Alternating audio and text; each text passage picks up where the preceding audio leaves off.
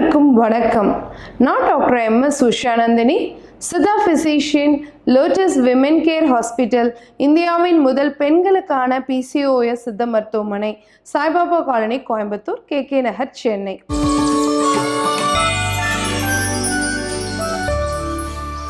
இனியவை என்ற நிகழ்ச்சியில் தொடர்ந்து நம்ம பெண்கள் சார்ந்த பல ஆரோக்கிய குறிப்புகளை பார்த்துட்டு வரங்க.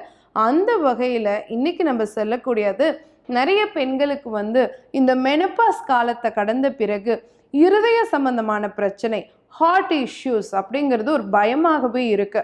ஏன்னா பெண்களுக்கு இந்த பீரியட்ஸ் நிற்கிறதுக்கு முன்னாடி பருவத்துக்கு நமக்கு ஹார்மோன் சார்ந்த பிரச்சனைகள் வரத்துக்கான வாய்ப்பு இல்லை. ஆனால் பீரியட்ஸ் நின்ன பிறகு இந்த போஸ்ட் மெனபாஸ்டல் ஸ்டேஜில் இருதய ஆரோக்கியம் அப்படிங்கிறது ரொம்ப ரொம்ப முக்கியமாக இருக்குது. அந்த காலகட்டத்தில் தான் பெண்களுக்கு இருதயம் சார்ந்த பிரச்சனைகள் வரத்துக்கான வாய்ப்பு இருக்குது. அப்போது அந்த பிரச்சனைகள் எல்லாம் வராமல் பெண்கள் அவங்களுடைய இருதயத்தையும் சரி, உடல் ஆரோக்கியத்தையும் சரி நல்லபடியாக வச்சுக்கிறதுக்கு, குறிப்பாக 40 வயது கடந்த பெண்களுக்கு இருதயம் ஆரோக்கியமாக இருக்கிறதுக்கு, மெனப்பாஸ் நெருங்கிட்டு இருக்கும் பொழுதும் சரி, மெனப்பாஸ் காலகட்டத்தை அடைந்த பெண்களும் சரி, இருதயத்தை ஆரோக்கியமாக வச்சுக்கிறதுக்கு என்னென்ன விஷயங்களெல்லாம் மெயின்டைன் பண்ணணும், குறிப்பாக ஒரு 5 குறிப்புகள் நம்ம சொல்ல போகிறோம். பெண்களுக்கு இந்த இருதய ஆரோக்கியம் குறைவாக இருக்குது, ஒரு குறிப்பிட்ட காலகட்டம் நெருங்கும் பொழுது குறைவாக இருக்குன்னு தெரிஞ்சுக்கிறதுக்கான அறிகுறிகள் என்னன்னு முதல்ல தெரிஞ்சுக்கணும் இல்லையா? எப்போ பார்த்தாலும் ஒரு படபடப்பு இருக்கு, தூக்கமின்மையினால கஷ்டப்படுறோம், ரத்த அழுத்தம் ரொம்ப கூடுது அல்லது ரொம்ப குறைவாக இருக்கு, கூடவே பார்த்தீங்க அப்படின்னு சொன்னால் நம்மளுக்கு ரத்த கொழுப்பினுடைய அளவு ரத்தத்தில் அதிகமாக இருக்கிறதையும் டாக்டர்ஸ் சொல்லியிருக்காங்க. ஃபேட்டி லிவர் மாதிரியான பிரச்சனைகள் இருக்கு, கொலஸ்ட்ரால் நம்ம ஏதாவது ஒரு ECG பண்ணும்போது லைட் ஒரு வேரியேஷன்ஸ் இருக்குது, எக்கோ எல்லாம் பண்ணி பார்க்கும் பொழுதும் கொஞ்சம் நமக்கு டிஃப்ரென்ஸ் இருக்குது. இதெல்லாம் டாக்டர்ஸ் சொல்கிறாங்க. அப்படிங்கும் பொழுது கண்டிப்பாக நமக்கு கொஞ்சம் நம்ம கவனத்தில் வச்சுக்கணும். நம்ம இருதய ஆரோக்கியம் அப்படிங்கிறது ரொம்ப முக்கியம் அப்படிங்கிறத நம்ம பார்க்கணும். அப்போ என்னென்ன விஷயங்கள் எல்லாம் செய்யலாம், ஒரு 5 குறிப்புகள் அப்படின்னு சொன்னோம் இல்லையா? இதில் உங்களுக்கு எது முடியுமோ அதை ஒரு குறிப்பை நீங்கள் ஃபாலோ பண்ணலாம்.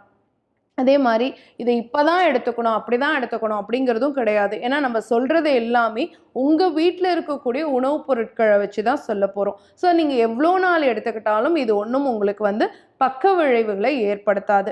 நீங்கள் என்ன மருந்துகள் எடுத்துக்கிட்டு இருந்தாலும் பரவாயில்ல, அது கூட சேர்த்தே நீங்கள் இதை பயன்படுத்தி பார்க்கலாம். ஃபஸ்ட்டு குறிப்பு பார்த்தீங்க அப்படின்னு சொன்னால், சாதாரணமாக துளசியுடைய பொடி நம்ம வீட்டில் இருக்கிறது தான். நம்ம எல்லாரும் வீட்டு முற்றத்துலேயுமே இன்றைக்கி துளசிங்கிறது கண்டிப்பாக வச்சுருக்கோம். அப்போது இந்த துளசியுடைய பொடி ஒரு 1/2 ஸ்பூன் அளவு எடுத்து தேனில் குழச்சி நீங்கள் எடுத்துகிட்டு வரலாம்.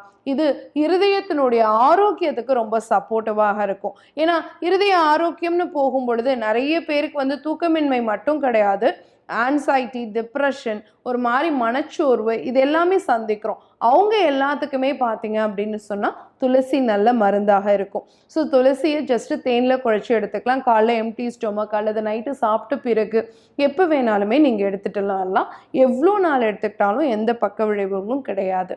அடுத்து பார்த்தோம் அப்படின்னு சொன்னால் சுரைக்காய். இதுவும் நம்ம வீட்டில் சமைச்சு சாப்பிடக்கூடிய ஒரு காய்கறி தான். இந்த சுரைக்காய்க்கு ஒரு தன்மை என்னன்னு கேட்டிங்கன்னா, இருதய ஆரோக்கியம் மட்டும் இல்லாமல் உங்கள் மூளையினுடைய ஆரோக்கியத்தையும் சேர்த்து பராமரிக்கக்கூடியதாக இருக்குது. அப்போ இருதயத்துக்கும் சரி மூளைக்கும் போகக்கூடிய அந்த ரத்த மண்டலம் இருக்குது இல்லையா? ஸோ ஒன்று கார்டியோவாஸ்குலர் சிஸ்டம், இன்னொன்று சென்ட்ரல் நர்வஸ் சிஸ்டம்.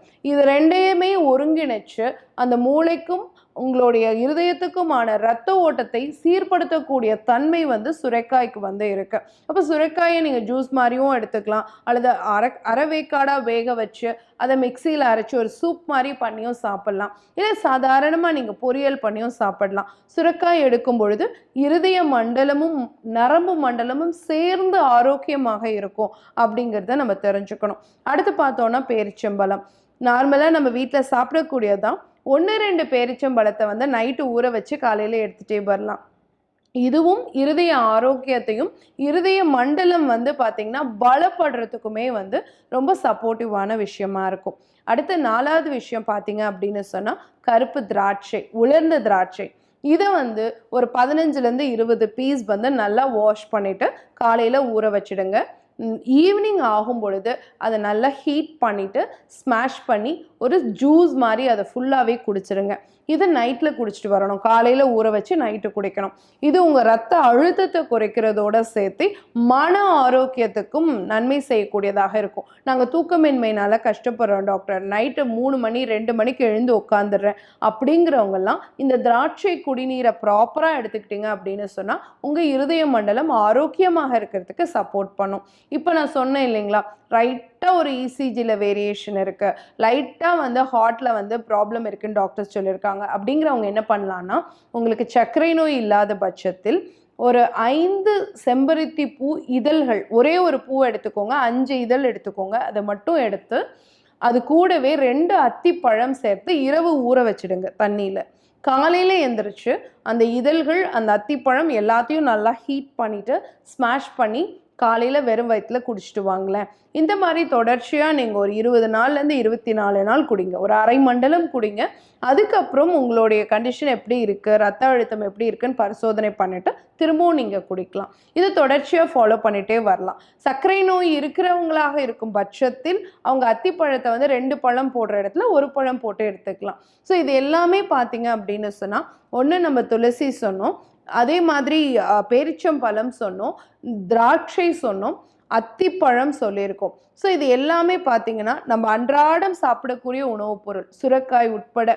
இதை நம்ம ரெகுலராக உணவில் பெண்கள் 40 வயது கடந்த பெண்கள் சேர்த்துட்டு வரும் பொழுது அந்த 40 வயதுக்கு மேலே ஈஸ்ட்ரோஜன் குறைபாடு ஏற்படும், அதனால் நமக்கு இருதயம் சார்ந்த பிரச்சனைகள் வரும் அப்படின்னு நினைக்கக்கூடிய பெண்களுக்கு ஒவ்வொரு பெண்ணுமே இதை முழுமையாக ஃபாலோ பண்ணும் பொழுது கண்டிப்பாக அவங்களோட இருதய மண்டலம், கார்டியோவாஸ்குலர் சிஸ்டம் ஆரோக்கியமாக இருக்கிறதுக்கு வாய்ப்பு இருக்குது. பயன்படுத்தி பாருங்கள். இதே மாதிரி இன்னொரு ஆரோக்கிய குறிப்போடு நான் உங்களை சந்திக்கிறேன். இயற்கையோடு இணைவோம், ஆரோக்கியமாக இருப்போம், ஆனந்தமாக வாழ்வோம். நன்றி, வணக்கம்.